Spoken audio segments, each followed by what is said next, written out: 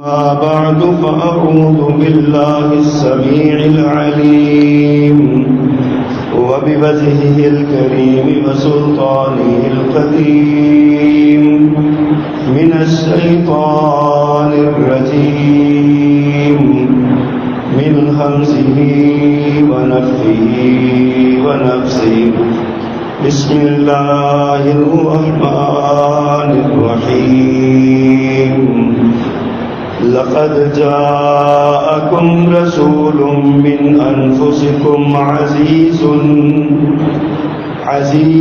عليه ما عنتم حريص عليكم بالمؤمنين رؤوف رحيم صدق اللہ العظیم۔ حمد و ثنا اور تعریف و تسبیح کے سارے کلمات اللہ جل جلالہ کے لیے خاص ہیں، جو اکیلا ہی اس ساری کائنات کا بلا شرکت کا معبود و مختار ہے۔ وہ بادشاہوں کا شہنشاہ، جسے چاہے تخت اقتدار پہ بٹھائے اور جسے چاہے تخت دار پہ لٹکائے۔ وہ ہر طرح کی عزتوں اور ذلتوں کا مالک، جسے چاہے عزتوں سے سرفراز کر دے اور جسے چاہے ذلتوں سے امکنار۔ ہر طرح کے اقتدار و اختیار کا وہ مالک ہے، کوئی اس کے سامنے دم مارنے کی ضرورت نہیں رکھتا۔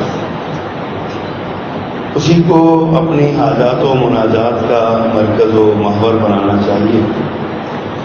اور درود و سلام امام الرسل خطیب الانبیاء سید ولد آدم رسول محتشم نبی معظم امام الہدیٰ رسول الہدیٰ جناب محمد الرسول اللہ صلی اللہ علیہ وآلہ وصحبہ وسلم کی ذات گرامی۔ مختصر کلمات حمد و صلوات کے بعد انسانی اوصاف میں سے سب سے اعلیٰ اور بہترین جو اوصاف ہیں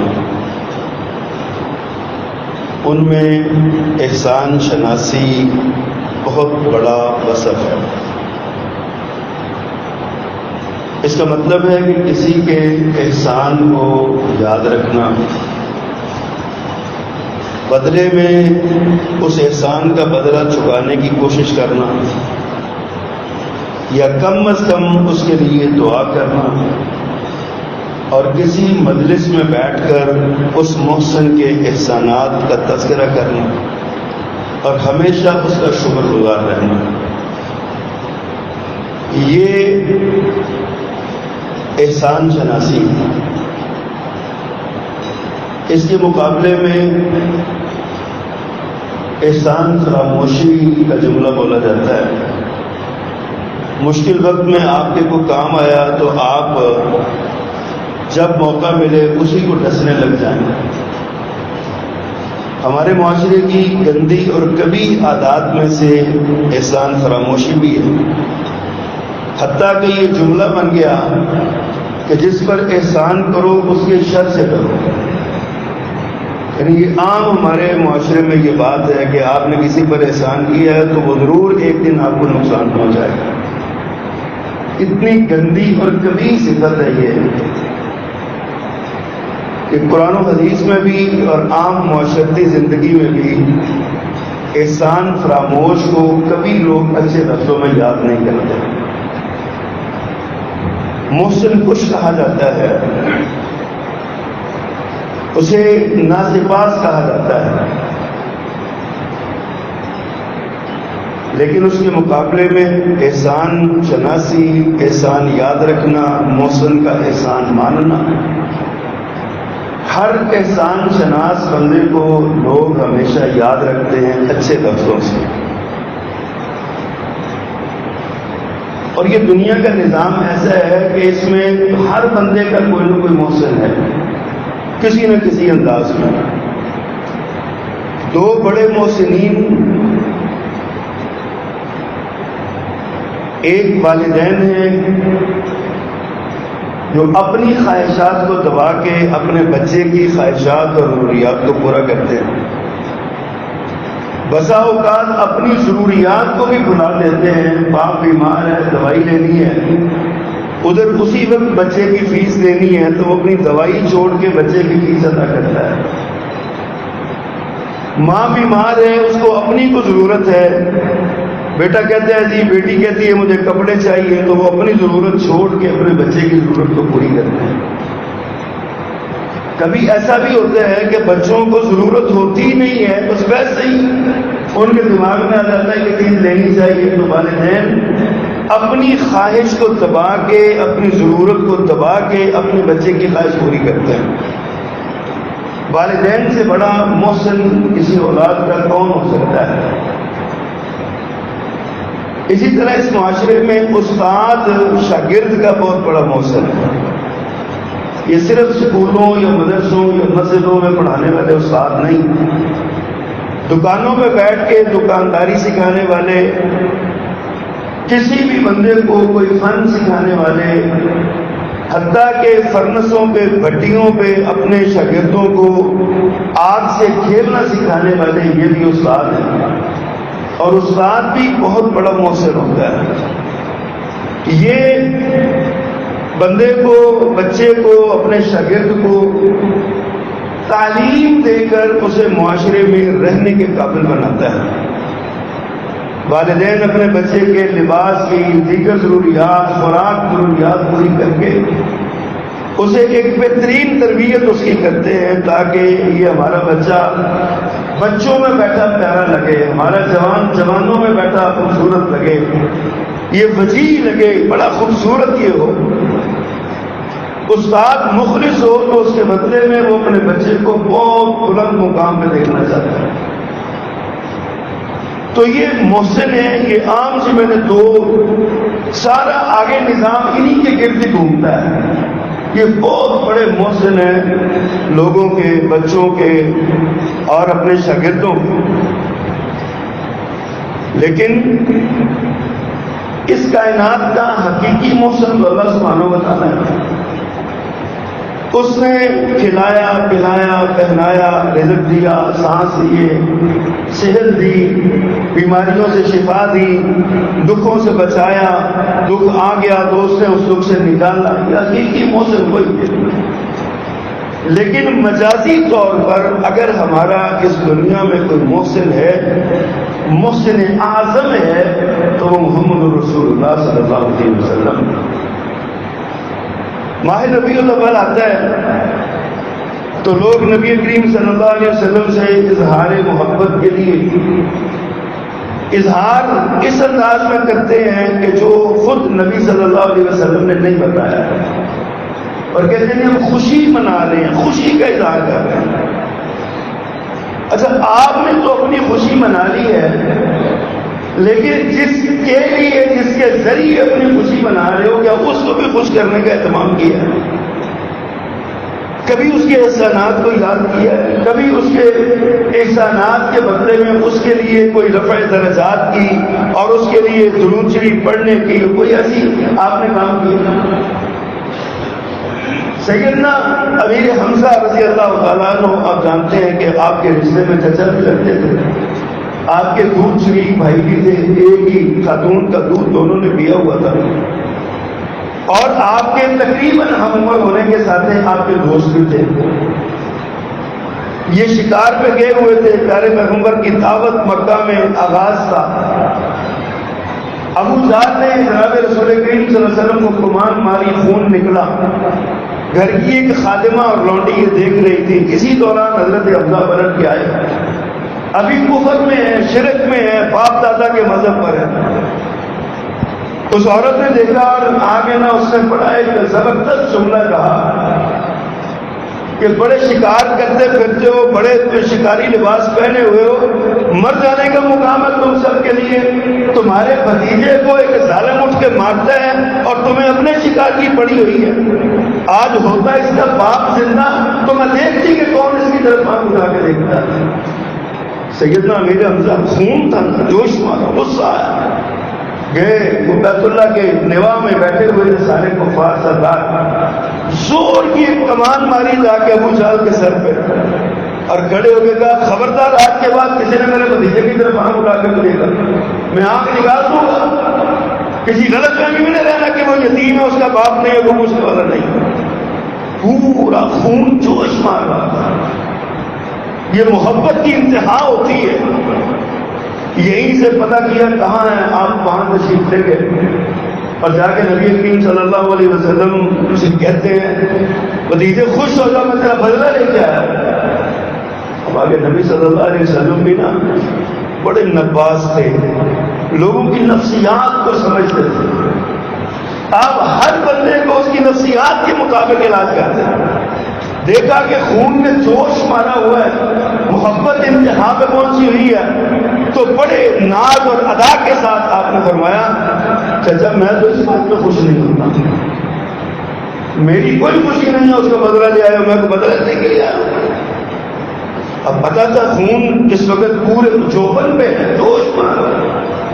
بڑے اس میں میدان میں کہتے ہیں اور تم بتاؤ کیسے خوش ہوتے ہو, آج میں تمہیں خوش کرنا چاہتا ہوں. سبحان اللہ. میرے آقا نے فرمایا مجھے خوش کرنا ہے تو میرا کلمہ پڑھو, میرا دین قبول کرو, میری دعوت قبول کرو. سیدنا امیر حمزہ رضی اللہ تعالیٰ نے اسی وقت کلمہ پڑھا, اسی وقت کلمہ پڑھا. نبض سناس سے میرے نبی صلی اللہ علیہ وسلم. آپ خیر خائی کا جذبہ آپ کے اندر تھا, ہمدردی تھی آپ کے اندر, آپ حقیقی معنوں میں انسانیت کے موسم تھے. آپ نے لوگوں کو نکالا کفر سے, ضلالت سے, جہالت سے, جہنم کے راستے سے آپ نے بچایا. تو حضرت حمزہ رضی اللہ تعالیٰ عنہ نے اسلام قبول کیا, اسلام کو طاقت اور قوت ملی. اللہ کے نبی صلی اللہ علیہ وسلم کا حضرت حمزہ پر یہ احسان ہوا. یہ چیزیں ہیں جو ہمارے سوچنے والی ہیں. اللہ کے نبی صلی اللہ علیہ وسلم کو خوش کرنے کے لیے حضرت حمزہ نے کلمہ پڑھ لیا. اور ایک بار حضرت حمزہ نے پیارے پیغمبر کی خوشنودی کے لیے ابو جہل کو مارا, خواہش تھی کہ میں مار کے آیا ہوں یہ خوش ہو جائیں گے. فرمایا میں ایسے خوش نہیں ہوتا, میں تو تمہارے کلمہ پڑھنے سے خوش ہوتا ہوں. ہم نے لائٹیں تو لگا لی, بارات بازار تو سجا لی, گلیاں تو سجا لی, ہم نے پیسہ خرچ کر دیا, دولت لگا دی. ہم نے کہا کہ ہم خوش ہو گئے پیارے پیغمبر آئے ہیں, آپ کی آمد کا, آپ کی ولادت کا جشن ہم نے منایا. لیکن ہم نے کبھی یہ بھی سوچا کہ ہم تو خوش ہو گئے, اللہ کے نبی صلی اللہ علیہ وسلم کیسے خوش ہوں گے. پیارے پیغمبر تو اپنے چچا کی اس حرکت سے خوش نہیں ہوئے جو بدلہ لے کے آئے تھے آپ کا, آپ کی حفاظت کی تھی, آپ کی جان کے تحفظ کا اعلان کیا تھا. آپ تو اس میں خوش نہیں ہوئے تھے, ہمارے جھنڈیاں لگانے سے آپ خوش ہوتے.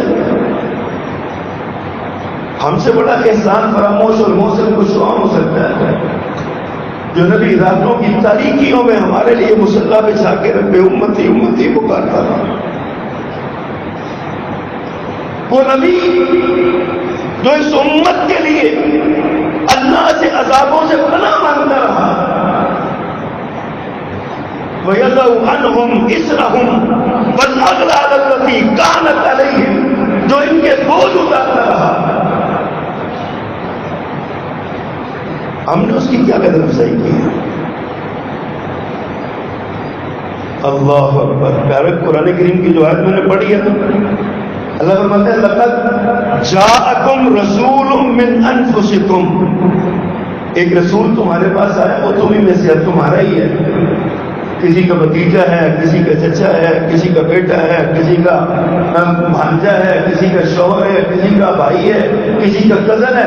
من انفسکم, وہ نسلی اعتبار سے, نسبی اعتبار سے وہ تمہارے میں سے ہی ہے, تمہارا ہی ہے. اس نے زندگی تمہارے درمیان گزاری ہے, تمہارے سامنے وہ پلا ہے, بڑا ہے, جوان ہوا ہے. زندگی کا ایک ایک لمحہ کھلی کتاب کی طرح تمہارے سامنے. اب اس کی صفت کیا ہے؟ عزیز علیہ ما عنتم, تم پر جو گراں گزرتا ہے وہ اسے مشقت میں ڈالتا ہے. جو چیز تمہیں مشقت میں ڈالتی ہے وہ اس پر گرا گزرتی ہے. میرے آقا فرماتے ہیں میرا جی چاہتا ہے ہر نماز کے ساتھ مسواک لازمی قرار دے دوں، لیکن مجھے ڈر لگتا ہے کہ میری امت میں بوجھ بن جائے. اب مسواک کا کتنا وزن ہے، کتنے انچ کی مسواک ہوتی ہے، کتنا سا وہ کوئی شدید تو نہیں ہے تو کہتے ہیں اٹھا کے رکھنا. لوگ آج بھی مسواک جیبوں میں ڈالے بیٹھتے ہیں، لیکن اس امت پر میرے نبی کا احسان دیکھیے. فرمایا مجھے ڈر ہے کہ میری امت مشقت میں پڑ جائے گی. آپ نے مسواک کو ہر نماز کے ساتھ فرض قرار نہیں، لیکن ویسے حکم دیا، ترغیب دلائی کہ مسواک سے مرضات للرب مطہرۃ للفم، منہ صاف ہوتا ہے، رب راضی ہوتا ہے. توجہ دلوائی، آپ نے خود کی، پابند نہیں کی، ہر نماز کے ساتھ نہیں پابند کی. نماز تراویح پڑھائی، صحابہ کرام کو ذوق چڑھ گیا. پہلے دن تو تھوڑے بندے، دوسرے دن آدھی مسجد، تیسرے دن ساری مسجد بھر گئی، شوق اور ولولہ تھا. چوتھے دن آپ باہر ہی نہیں آئے، نماز ہی نہیں پڑھی. صحابہ کرام ساری مسجد کچا کچ بھری ہوئی، ذوق شوق سے دور دور سے صحابہ کرام اللہ کے نبی صلی کے پیچھے نفل پڑھنے کے لیے آ رہے ہیں. رمضان کا مہینہ، میرے پیغمبر قرآن سنائیں، صحابہ قرآن سنائیں، مسجد بھری ہوئی ہے، لوگ انتظار کر رہے ہیں، میرے آقا آئے نہیں. ایسا ہمارے جیسے ہوتے تو آپ کا دروازہ توڑ دیتے، کبھی بچوں کو بھیجتے، کبھی خود جاتے، کبھی بزرگوں کو بھیجتے، کبھی آوازیں دیتے، آ جی ہم آئے ہوئے ہیں، آپ پر احسان کرنے آئے ہیں. صحابہ کرام مسجد میں بیٹھے ہیں چپ کر کے، میرے آقا تشریف نہیں لائے. فجر کی نماز ہو گئی، تشریف لائے، استفسار کیا، آقا آپ آئے نہیں، ہمیں شوق تھا، ہم نماز پڑھنا چاہتے تھے، نفل پڑھنا چاہتے تھے. فرمایا تمہارا ذوق دیکھ کے مجھے ڈر پیدا ہوا کہیں تم پر فرض نہ ہو جائے، پھر مشکل ہو جائے. میں اس لیے نہیں آیا تم پر فرض نہ ہو جائے. عزیز علیہ ما عنتم، اسے گراں لگتا ہے جو تمہیں چیز مشقت میں ڈالے. کبھی غور تو کیجیے، نماز عشاء کا وقت ہے، افضل وقت آدھی رات سے تھوڑا پہلے ہے، رات گہری کر کے ہے، لیکن امت پر مشقت کا یہ عالم ہے کہ اس کو پہلے وقت میں ہی پڑھ دیا. میں جلدی پڑھ لو گے، تمہارے لیے جاگنا مشکل نہ ہو جائے، نماز رہ نہ جاؤ. حضرت ابو ہریرہ رضی اللہ تعالیٰ عنہ میرے کو سویرے نہیں اٹھا جاتا، جزا کی کرا. میرے نبی کو سونے سے ابھی بھی پیار ہے، اور میں عشاء کے ساتھ 2 رکعتیں پڑھ جایا کروں. تیرا یہی تہجد ہو جائے گی. آسانیاں بڑھنیاں، آپ نے حکم دیا یسروا ولا تعسروا، بشروا ولا تنفروا. لوگوں آسانیاں بانٹو، مشکلیں نہ پیدا کرو. لوگوں خوشخبریاں سناؤ، نفرتیں نہ پھیلاؤ. یہ محسن انسانیت کے جناب محمد الرسول اللہ صلی اللہ علیہ وسلم. حریص علیکم، فرمایا عزیز علیہ ما عنتم، فرمایا وَيَدَعُ عَنْهُمْ إِسْرَهُمْ وَالْأَغْلَالَ الَّتِي كَانَتْ عَلَيْهِمْ. وہ تم سے تمہارے بوجھ اٹھاتا ہے، پیچھے ہٹاتا ہے کہ تم پر کوئی بوجھ نہ پڑ جائے، تم مجبور نہ ہو. ایک طرف یہ احسان ہے، دوسری طرف رب نے بیان کیا حریص علیکم، تمہارے بارے میں لالچی بڑا ہے، تمہاری جنت کے بارے میں حریص بڑا ہے، تمہیں جہنم سے بچانے میں اس کا درد بڑا ہے، وہ تمہارے لیے ہمہ وقت تمہارا خیر خواہ ہے. آپ ارشاد فرماتے ہیں میری مثال اور امت کی مثال ایسے ہے جیسے کوئی بندہ آگ جلائے نا تو اس میں پتنگے اور شراب سے آگے گرنے لگتے ہیں. فرمایا اللہ کی جہنم کی طرف شیطان تمہیں ہانک رہا ہے، لے جا رہا ہے، اور میں تمہیں تمہاری گردن سے پکڑ پکڑ کے پیچھے کھینچا، پکڑ پکڑ کے پیچھے کھینچا. حریص علیکم، حریص علیکم. کبھی یاد تو کیا کرو احسانات میرے نبی صلی اللہ علیہ وسلم. اللہ اکبر. اللہ فلعلک باخع نفسک علی آثارہم ان لم یؤمنوا بہذا الحدیث اسفا. فرمایا شاید کہ تو اپنے آپ کو ہلاک ہی کر لے اس غم میں.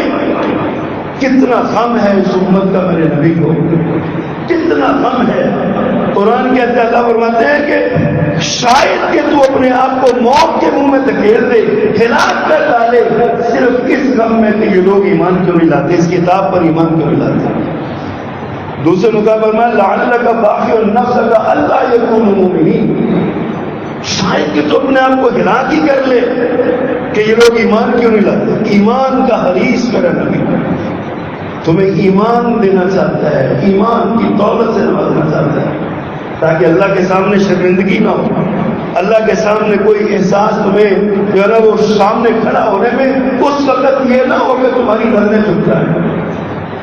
اس قدر بڑے محسن رسول اللہ صلی اللہ علیہ وسلم۔ حضرت ابراہیم علیہ السلام نے دعا مانگی، ربنا وابعث فیہم رسولا من انفسہم یتلو علیہم آیاتک ویعلمہم الکتاب والحکمۃ ویزکیہم انک انت العزیز الحکیم۔ 4000 سال پہلے، 2500 سال پہلے جناب ابراہیم علیہ السلام دعا مانگتے ہیں، اور 2500 سال تقریباً اس کے بعد اللہ فرماتے ہیں هو الذی بعث فی الامیین رسولا منہم یتلو علیہم آیاتہ ویزکیہم ویعلمہم الکتاب والحکمۃ وإن كانوا من قبل لفی ضلال مبین۔ فرمایا اللہ وہ ذات ہے جس نے ان میں انہی میں سے ایک رسول بھیجا ہے۔ وہ جو دعائیں ابراہیم علیہ السلام نے مانگی تھی نا، یتلو علیہم آیاتک، تیری آیتیں انہیں پڑھ پڑھ کے سنائے۔ اللہ فرماتے ہیں رسول میں نے بھیج دیا، یتلو علیہم آیاتہ، وہ اللہ کی آیتیں ان کو پڑھ کے سناتا ہے۔ ابراہیم علیہ السلام نے کہا تھا وَيُعَلِّمُهُمُ الْكِتَابَ وَالْحِکْمَةَ، اللہ فرماتے ہیں وَيُعَلِّمُهُمُ الْكِتَابَ، ان کو کتاب سکھاتا ہے۔ ابراہیم نے دعا کی تھی اللہ اس کا تزکیہ نفس کرے، میرے آقا نے تزکیہ فرمایا، اللہ فرماتے ہیں وَيُزَكِّيهِمْ وَيُعَلِّمُهُمُ الْكِتَابَ، وہ انہیں کتاب سکھاتا ہے، تزکیہ نفس کرتا ہے، جہنمیوں کو جنتی بناتا ہے، دلوں کے کالوں کو دلوں کی روشنی عطا کرتا ہے، وہ ان کو یہ جہالت میں گرے ہوئے ان کو علم میں لاتا ہے، یہ ضلالت میں گرے ہوئے انہیں نور ہدایت میں لاتا ہے۔ یہ میرے نبی کی زندگی کا مشن اور مقصد ہی یہ ہے۔ آج اپنے نبی کی ولادت کا جشن منا لیا، آپ کی بعثت کا مشن سمجھے ہی نہیں۔ اصل چیز تو ہے آپ کی بعثت کو سمجھنا، آپ کے مشن کو سمجھنا۔ آپ آئے کیوں تھے؟ آپ نے اتنی مشقتیں برداشت کیوں کی ہیں؟ آپ نے اتنی تکلیفیں جھیلی کیوں ہیں؟ کسی نے آپ کے راستے میں کانٹے بچھائے، کسی نے آپ کی گروپ اثر میں کپڑا ڈالا، کسی نے حالت سجدہ میں آپ کی کمر اثر پہ گندی ہوجری لا کے رکھ دی، کسی نے آپ کو پتھر مارے، آپ کے سر افسر سے پاکیزہ طاہر مطہر خون بہ نکلا، اتنی مشقتیں برداشت کی۔ کسی نے آپ کو مجنون کہا، کسی نے آپ کو دیوانہ کہا، کسی نے آپ کو نعوذ باللہ ساحر اور جادوگر کہا، اتنے تانے برداشت کیے۔ یارو کبھی سوچو کیوں برداشت کیا؟ جشن تو منا لیا، ہمیں آقا کے آنے کی بڑی خوشی، بھئی آپ نے تو خوشی منا لی، اب جو آیا ہے اس کو بھی تو خوش کرو۔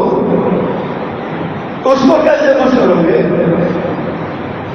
اس کی خوشی کس سے؟ حضرت حمزہ سے پوچھو اس کی خوشی کیوں ہے رضی اللہ تعالیٰ عنہ، ان سے پوچھو کہ حضرت رسول کریم صلی اللہ علیہ وسلم کیسے خوش ہوتے ہیں۔ حضرت عمر رضی اللہ تعالیٰ نے تورات کا صفحہ پکڑا، پڑھ رہے ہیں، میرے نبی کو پتہ چلا، آنکھیں سرخ ہو گئی، چہرہ انار کے دانے کی طرح جیسے ابھی رس ٹپک رہا ہے۔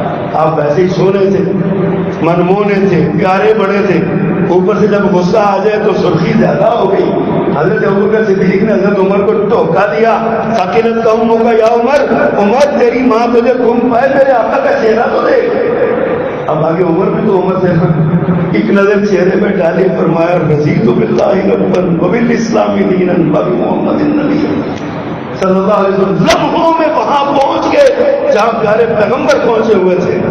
کہا آقا میں تو ویسے ہی پڑھ رہا ہوں، میرا ایمان آپ پر ہی ہے، اللہ کو رب مانتا ہوں، میں موسیٰ علیہ السلام کی کتاب تورات پر یا موسیٰ علیہ السلام پر ایمان نہیں لایا، میں یہودی نہیں ہوا، آپ ہی میرے نبی ہیں، اللہ میرا رب ہے اور میں اسلام کو اپنا دین مانتا ہوں۔ میرے نبی کا چہرہ نارمل ہو گیا، غصہ اتر گیا، بڑی محبت سے فرمایا عمر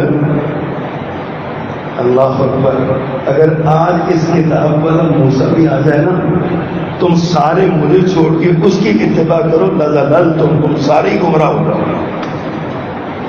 میرا نبی خوش کیسے ہوتا ہے؟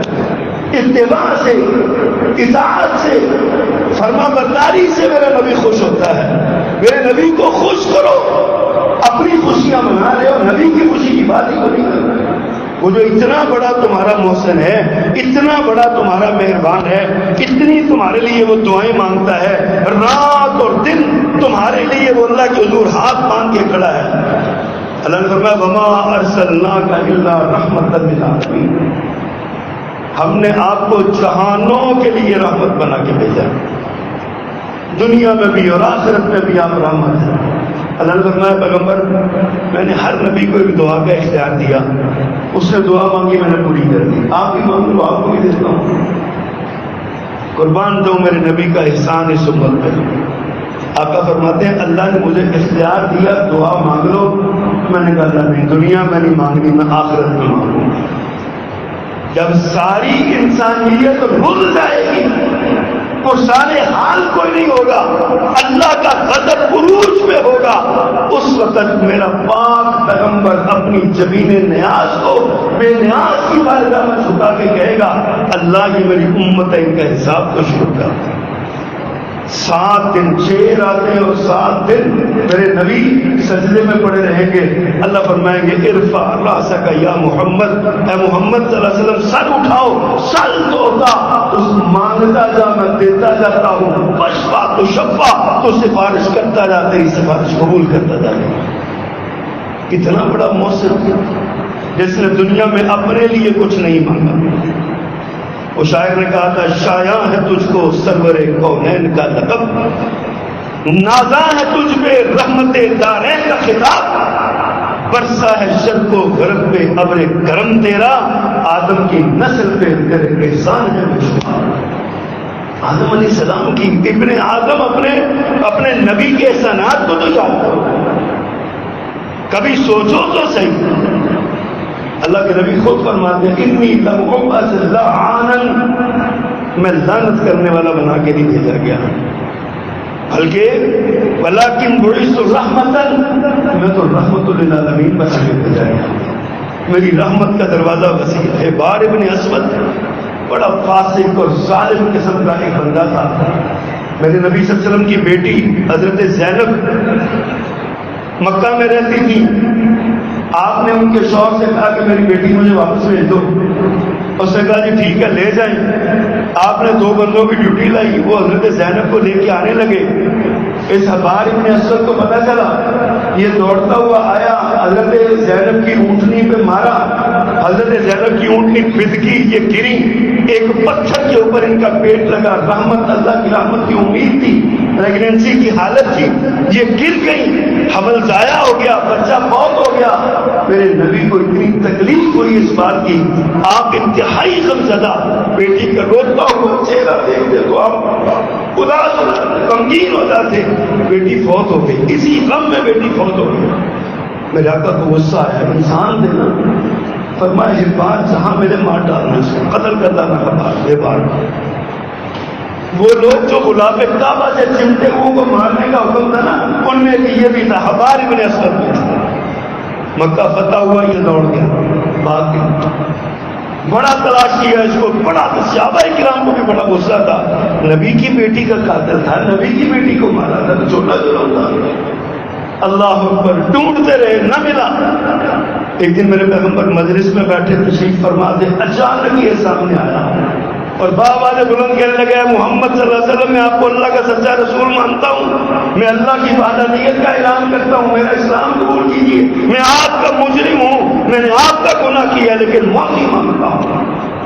میرے نبی نے نگاہ اٹھا کے دیکھا، زینب کا چہرہ گھوما ہوا نظروں کے سامنے۔ اگلے ہی لمحے میرے نبی نے گردن جھکا دی، فرمایا حبار جاؤ میں نے تمہیں معاف کر دیا، حبار جاؤ میں نے معاف کر دیا۔ وہ محسن انسانیت، وہ محسن انسانیت جس نے بڑے بڑے مجرموں کو معاف کر دیا، کیا ہم نے اس کے ان احسانوں کا بدلہ دیا ہے؟ اللہ اکبر۔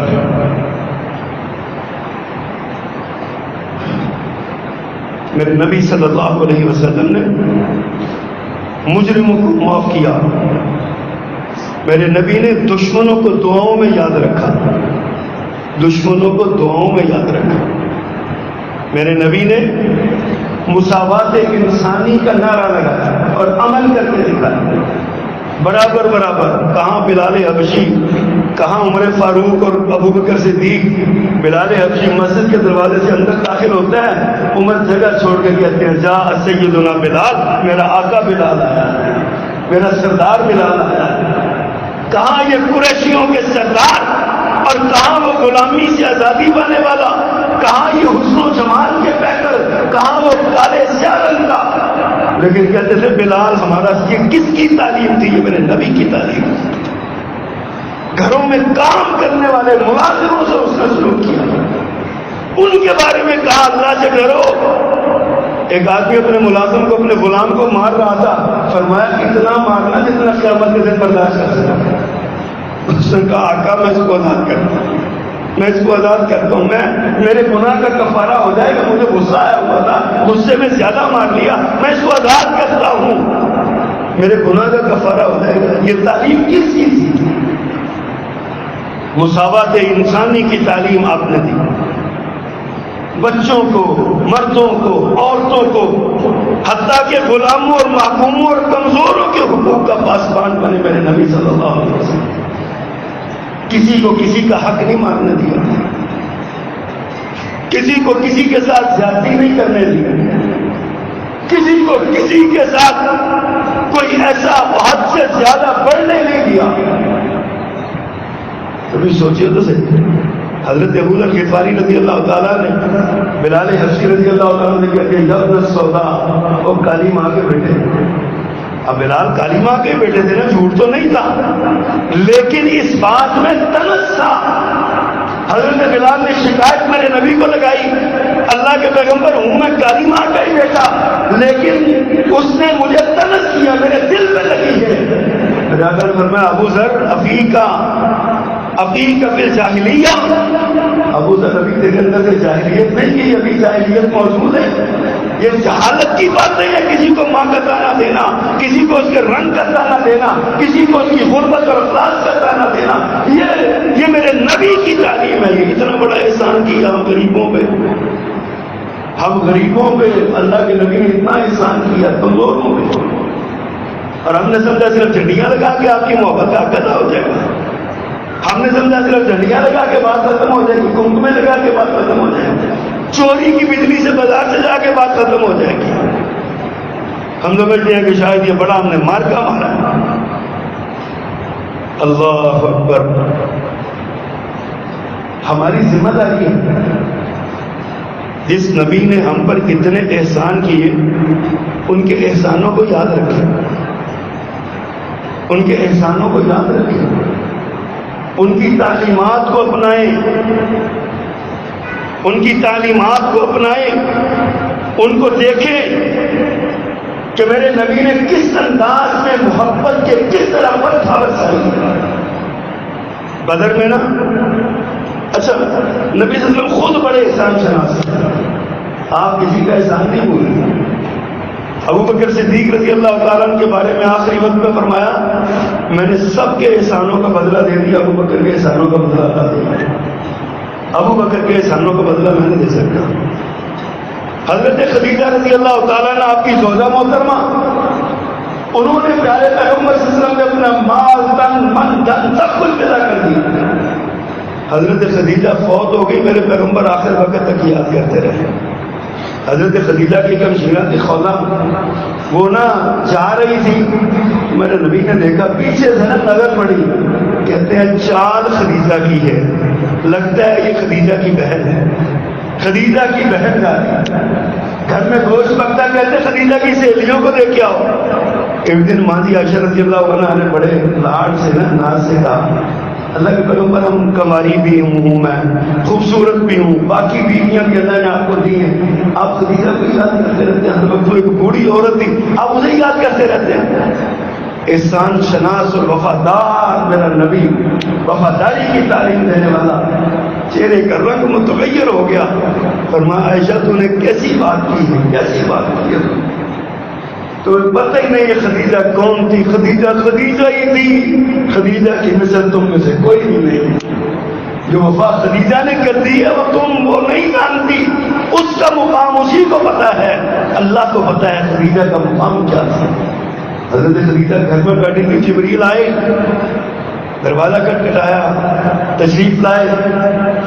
آقا میں اللہ کی طرف سے آتا ہوں. خدیجہ آپ کے پاس آ رہی ہے, اس کے پاس ایک سالن ہے, وہ سالن پکا کے لائیے محبت کے ساتھ. اللہ نے خدیجہ کو سلام بھیجا ہے.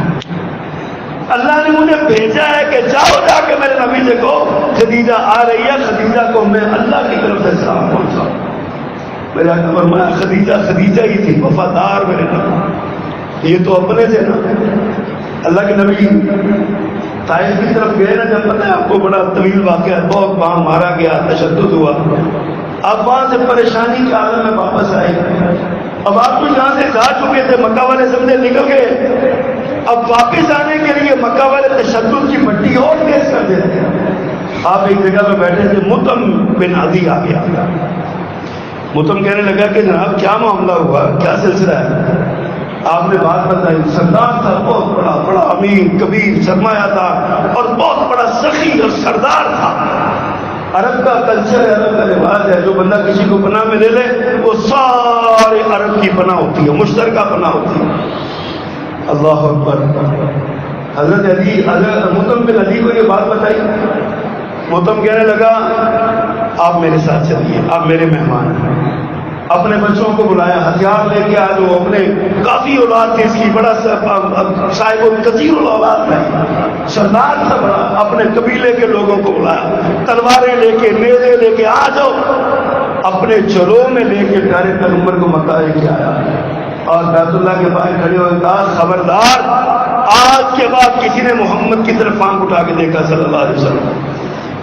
اب اللہ کے نبی جیسا احسان شناس اور وفادار بنا, احسان ہو گیا. پیارے پیغمبر مدینہ چلے گئے, بدر میں قیدی بنے, 70 قیدی کفار کے بنے.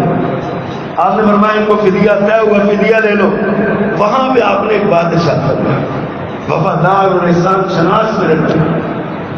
آپ نے فرمایا اگر آج مطعم زندہ ہوتا اور وہ میرے پاس آ کے مجھے سفارش کرتا کہ قیدیوں کو چھوڑ دو, میں مطعم کی سفارش پہ سارے قیدیوں کو بغیر فدیے کے رہا. میرے نبی پر احسان اس نے کیا تھا, میرے نبی نے احسان کا بدلہ چکا دیا. وہاں مطعم ہوتا, انہی مطعم کے بیٹے زبیر مسلمان ہوئے صحابی رسول اللہ. ایک دن اللہ کے نبی کو پیار آیا زبیر پہ. ایک پوری وادی تھی, وادی عرب میں ایک ہوتا ہے یہ, اونٹوں سے بھری ہوئی. جنگ میں مسلمانوں کے حصے میں آئی. میرے آقا نے فرمایا زبیر جاؤ, یہ میں نے تمہاری ہوئی. اونٹوں سے بھری ہوئی وادی میرے نبی نے دیکھا.